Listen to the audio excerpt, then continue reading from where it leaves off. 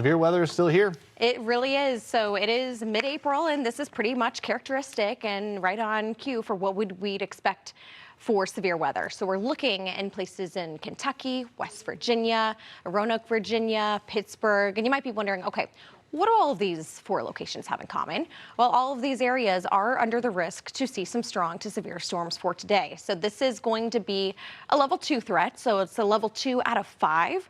But all things considered, when you're looking at that zone, and we were, of course, covering this yesterday, it's really the upper Ohio River Valley into the Appalachian Mountains, and then also into portions of the mid-Atlantic. So it's an afternoon, evening threat, but at least it's a quick hitting storm system. And they actually expanded the real estate a little bit wider. It was somewhat consolidated at a point yesterday, but getting the indications that a warm sector is going to be broader now, taking us all the way from D.C. out into Lexington, Kentucky. If there is some sort of silver lining for people to the west, is that we actually don't have the severe threat right through the middle of the country like we had earlier last week. So we're starting to shift that cause, and we're still at a level 2 out of 5 as the environment is favorable. It just doesn't seem to be as much of an imminent threat as what we had a little earlier in the month. Yeah, and thankfully so. I mean, we already are running ahead of schedule in terms of our tornadoes that we've seen. I mean, goodness.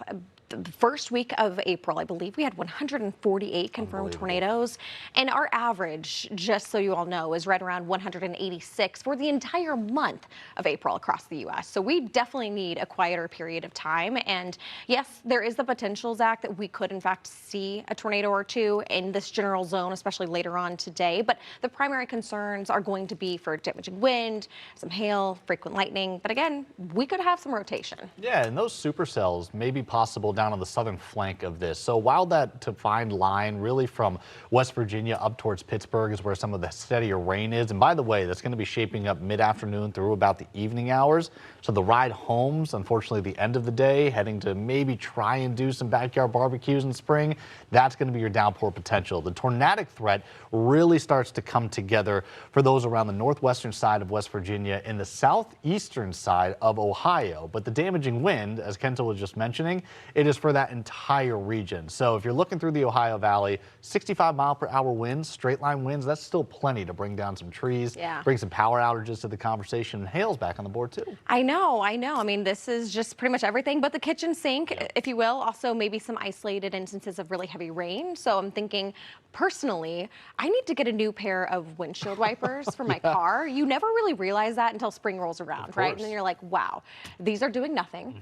And so, yeah, you probably will be having your windshield wipers on full blast at times, I would imagine, probably for the rush hour evening commute for a lot of people. So let's time it all out. The morning and into the midday hours, really not bad at all. There's just a few stray spotty showers you might have to dodge. But generally speaking, it is going to be that evening commute, so 5, 6, 7 o'clock when we could have the initial storm development. And that will be occurring in places like Cincy, Charleston, Morgantown. So just take this all into consideration. And we were mentioning also those discrete and semi-discrete cells. Essentially, they're just those individual cells that don't have to compete for the atmospheric energy. Those are the ones that have the greatest potential to rotate ahead of that main line. And then notice by 10 o'clock, it's blasting its way through our nation's capital, also into Roanoke, Virginia, Hazard, Kentucky. And then on the backside, we've got colder air mixing on in. And so we'll have the rain ending from west to east by the time you wake up tomorrow. No big issue.